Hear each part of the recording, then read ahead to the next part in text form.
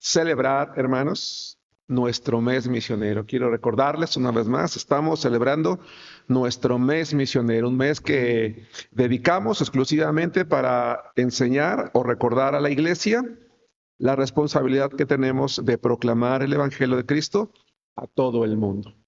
Tengo la costumbre de planear con tiempo siempre mis mensajes, mis sermones, con el propósito de no estar pues presionado y pensar qué voy a decir o qué voy a enseñar. Hace unos meses, aproximadamente unos 5 meses, estaba yo convaleciente de una cirugía durante un mes y aproveché para pensar en el mes misionero, para pensar en qué mensajes, serían adecuados para poder compartir en este mes de misiones. Hemos a través de los años tocado diferentes temas, a través de los cuales hemos pretendido exhortar, animar a la iglesia, enseñar según sea el caso.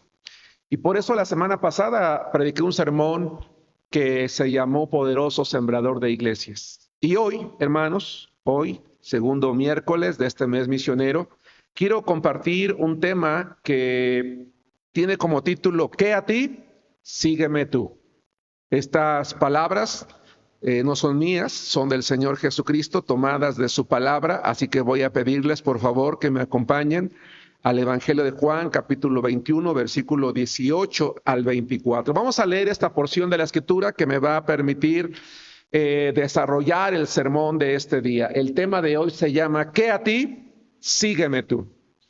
Quiero leer la palabra de Dios, insisto, en el Evangelio de Juan, capítulo 21, versículos 18, hermanos, al 24. Voy a leer la palabra de Dios, dice así.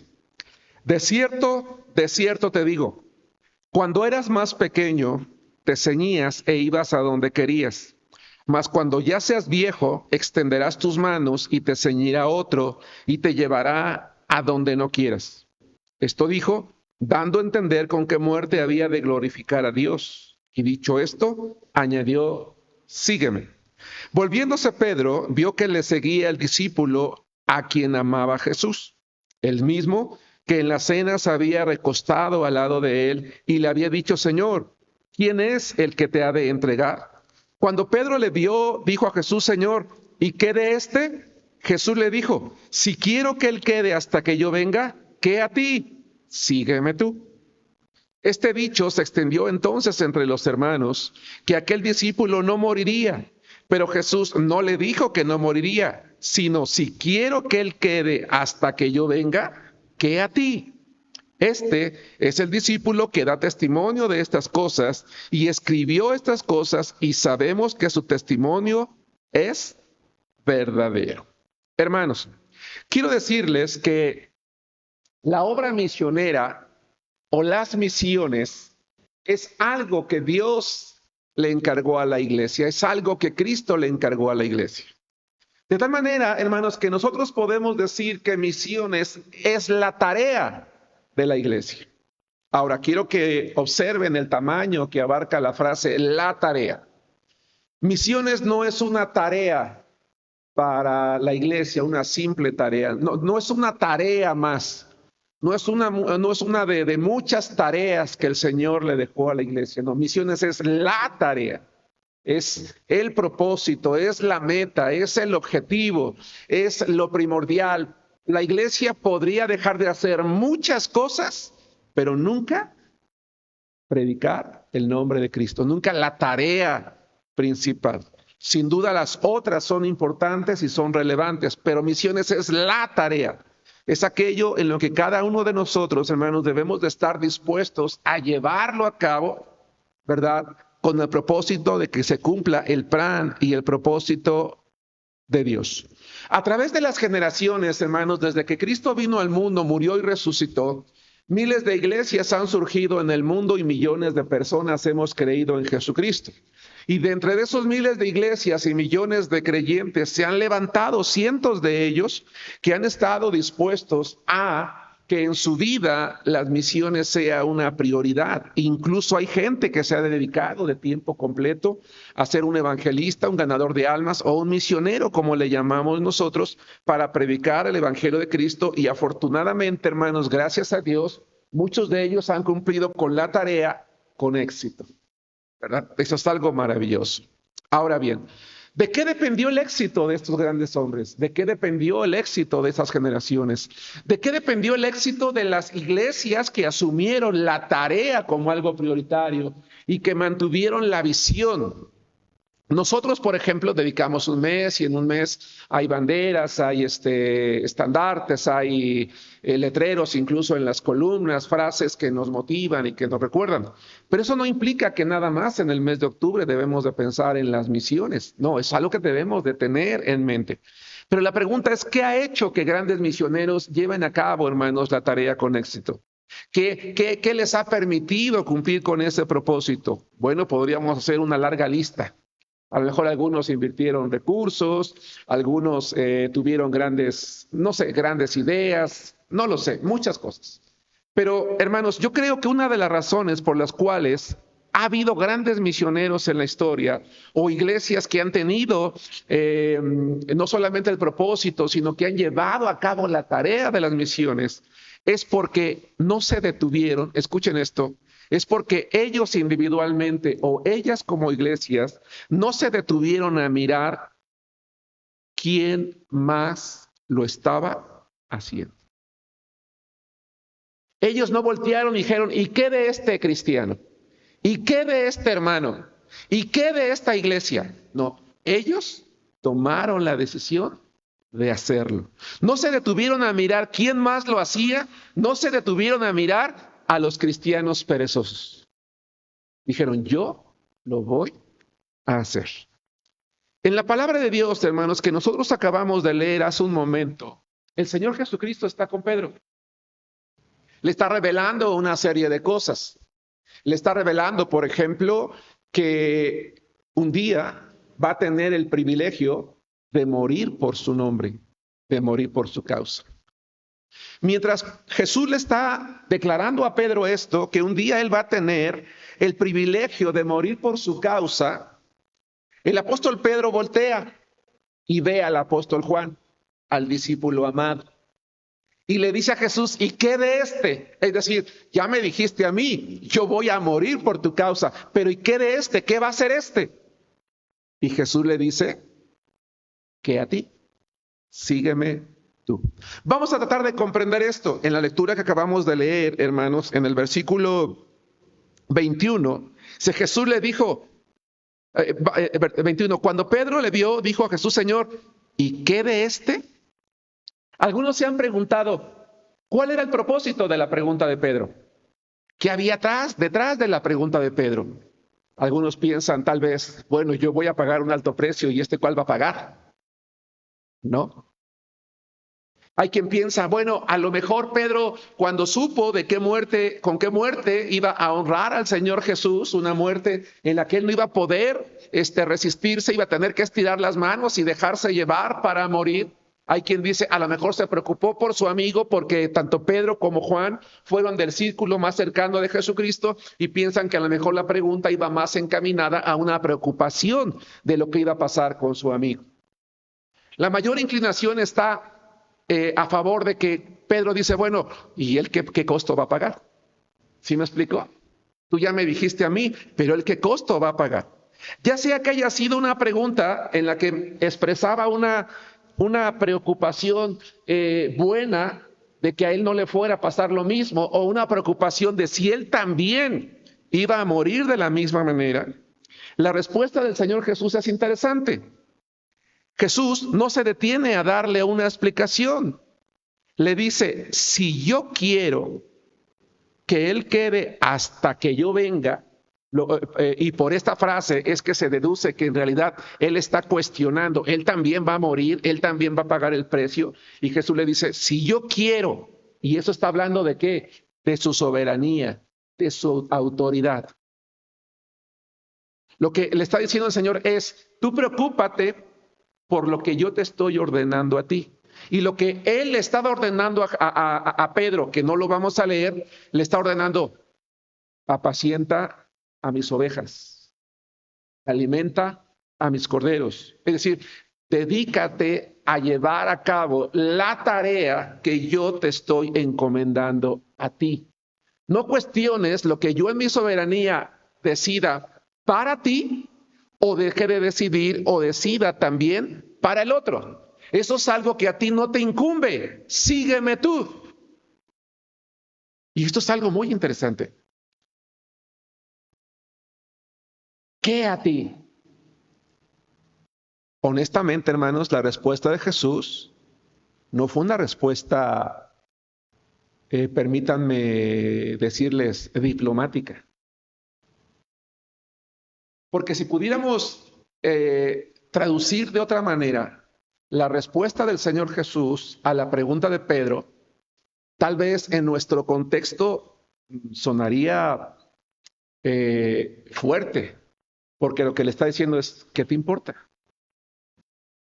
¡Wow! ¿A ti qué te importa? Eso no es de tu incumbencia.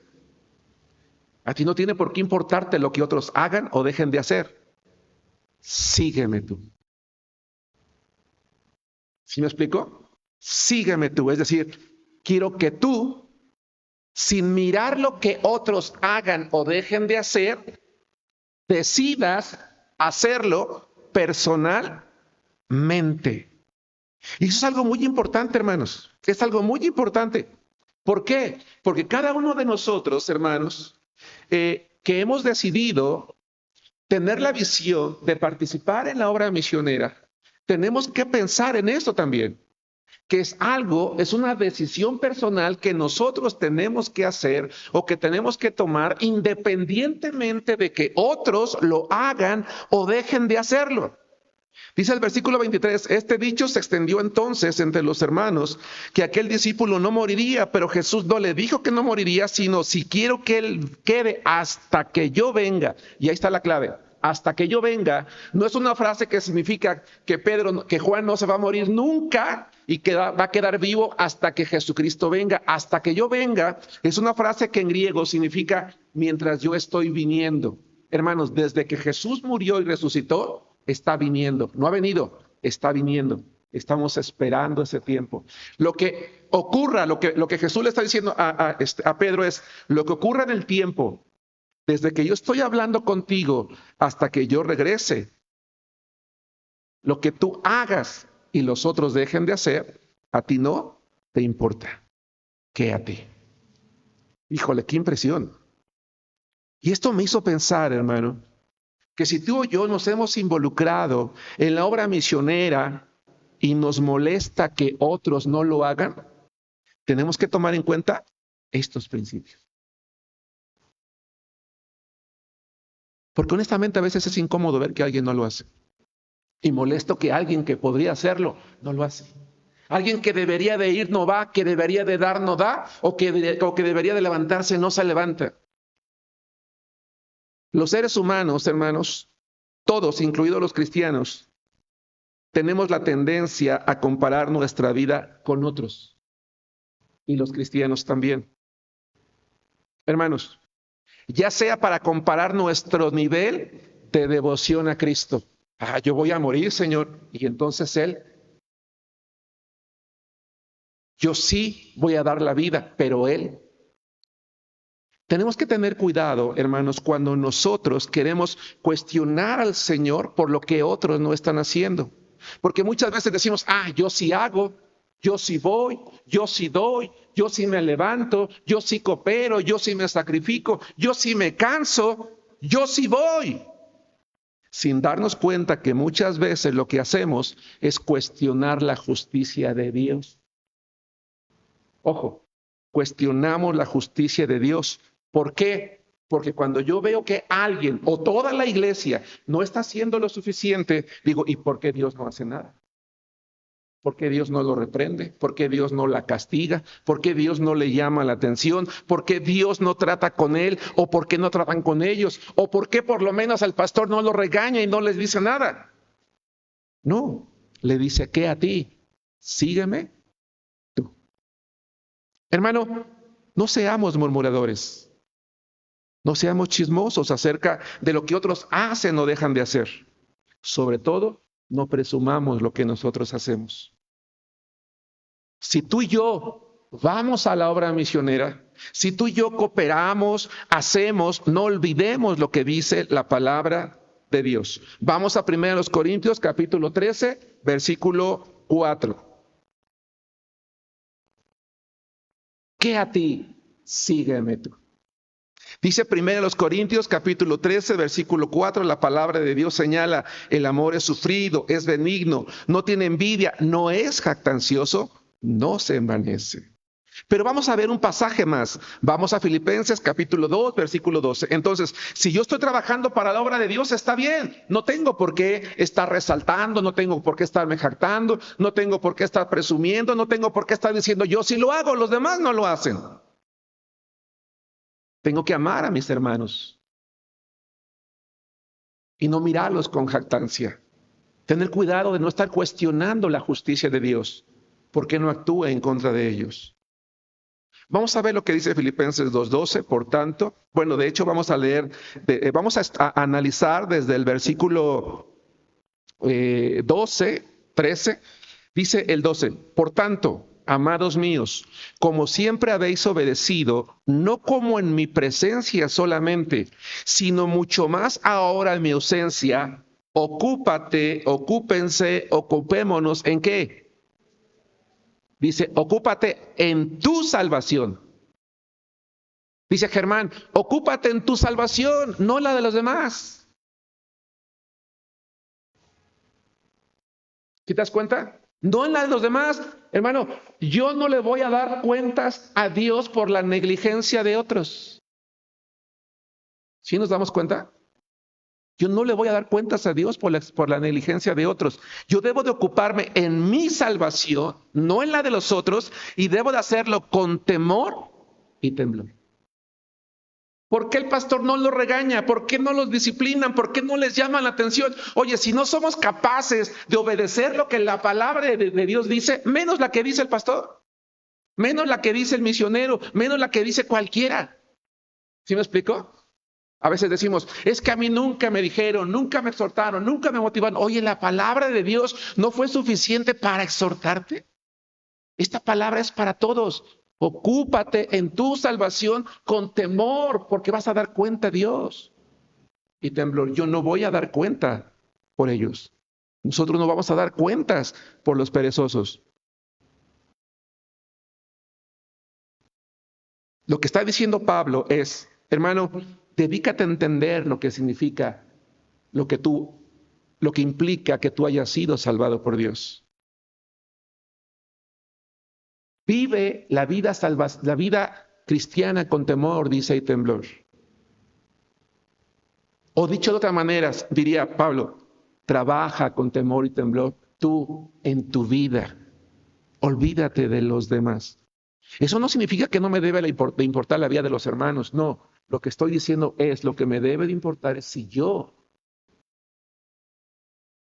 por estar viendo a los demás, estoy murmurando y cuestionando la justicia de Dios. Vamos a ver el versículo 13. Porque Dios es el que en vosotros produce así el querer como el hacer por su buena voluntad. ¿Por qué Dios no hace nada? A ver, espérate, ¿no hace nada según este verso? Es que yo sí voy, yo sí doy, yo sí voy a la obra, yo sí me desgasto, yo me levanto temprano, yo pago mis pasajes y hago todo, y los demás no lo hacen porque Dios no hace nada. Dios, dice su palabra, está poniendo en todos el querer como el hacer, pero los demás o yo soy el que estoy diciendo, Señor, no lo voy a hacer, no me interesa, no voy a ir, no voy a dar. Y entonces es cuando yo lo que debo de hacer es escuchar la voz de Cristo que me dice o que te dice a ti, que a ti, sígueme tú. Hazlo tú. El Espíritu Santo nos impulsa a todos, pero no todos reaccionamos, lamentablemente. Voy a recordarles la palabra de Dios que dice, porque es necesario que todos nosotros comparezcamos ante el tribunal de Cristo, para que cada uno individualmente, sin excepción, ojo, individualmente, sin excepción, recibamos lo que hayamos hecho mientras estábamos en el cuerpo, sea bueno o malo, dice 2 Corintios 5:10. ¡Wow! Oye, a ver, hermano Germán, ¿no te estás olvidando de algo? ¿Estás hablando de misiones? Estamos hablando de misiones. Y estamos hablando de la responsabilidad individual que cada uno de nosotros tenemos. Que los misioneros, hermanos, que lograron gran éxito, son aquellos que no se quedaron a mirar que otros no lo hacían. Que escucharon a Jesús que les dijo, ¿qué a ti? Sígueme tú. La palabra de Dios dice, haz todo sin murmuraciones. Vayamos a Filipenses capítulo 2, ya vimos el 12, el 13, vamos a ver el 14. Haced todo sin murmuraciones y contiendas. ¿Por qué el Señor querrá que en la iglesia todo lo que hagamos, y esto incluye las misiones, lo hagamos sin murmuraciones? Vamos a pensar, porque no me gusta nunca hablar de nadie, de mí. Yo digo, yo sí voy, yo sí doy, yo sí hago, yo sí me canso, yo sí participo, yo sí. Pero estoy murmurando, esta familia no va, este hermano tampoco, y aquel no, y por qué no lo regañan, y por qué no les dicen. Y me la paso murmurando con todo el mundo, quejándome de mi iglesia, de por qué la iglesia no lo hace. ¿Qué pasa cuando yo tomo esa actitud? ¿Tiene valor lo que hago? No, no tiene valor. Porque lo que construyo con mis acciones, lo destruyo con mis palabras. Qué impresionante. Todo lo que construyo con mis acciones, lo destruyo con mis palabras. Estoy de acuerdo con la hermana, también con mis acciones. Por eso dice el Señor, hagan todo sin murmuraciones ni contiendas. Dios me ve y dice, ay, Germán, ¿qué a ti? ¿A ti qué te importa? Sígueme tú. Jesús le dijo a Pedro,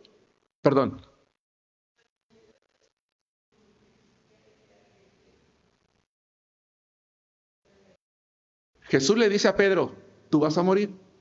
¿Ya había muerto en ese momento? ¿Sabía cuándo iba a ocurrir? No. Le dijo, ¿a ti qué te importa? ¿Estás dispuesto a seguirme tú? Vamos a Santiago capítulo 4, versículos 11 y 12. Misiones es la tarea de la iglesia, no una tarea más. Es la tarea, es la misión, es el propósito, es lo que debe de motivarnos. Lo hagan otras iglesias o no, lo hagan otras señoritas o no, lo hagan otros varones o no, lo hagan otros matrimonios o no. Tú y yo no tenemos que murmurar de nadie que no quiere hacerlo, porque yo no voy a dar cuentas de la negligencia de otros. Dice que Santiago capítulo 4, versículo 11 y 12. Hermanos, no murmuréis los unos de los otros. El que murmura del hermano y juzga a su hermano, murmura de la ley y juzga la ley. Es decir, lo que Dios determina. Pero si tú juzgas a la ley, no eres hacedor de la ley, sino juez. Uno solo es el dador de la ley, que puede salvar y perder. Pero tú, ¿quién eres para que juzgues a otro? Es decir, estoy tomando el papel de Dios. Me creo más justo que Él, más justo que su palabra. ¿Qué a ti? Sígueme tú. Cuando murmuramos, dejamos de ser agradables a Dios y lo que hacemos pierde su valor. Sin embargo, si lo hacemos con gozo, entonces regresemos a Filipenses. Si lo hacemos con gozo, entonces regresemos a Filipenses capítulo 2 y vamos a ver ahora el versículo 5. En el 12 nos dice, ocúpate de tu salvación, no la de los demás. En el versículo 13 dice, Dios está impulsando a todos, no todos quieren, tú quieres, hazlo tú. En el 14 dice, pero no murmures, si tú quieres, no murmures de los demás, para que no crees contiendas. Pero el 15 dice, para que seáis irreprensibles y sencillos, hijos de Dios sin mancha, en medio de una generación maligna y perversa, en medio de la cual resplandecéis como luminares en el mundo. Eso es lo que quiere Dios. Dice, si tú te ocupas de tu salvación, tú con temor, tú dices, yo no me voy a ocupar de la negligencia de los demás, yo lo voy a hacer, entonces yo voy a resplandecer como luminaria en el mundo.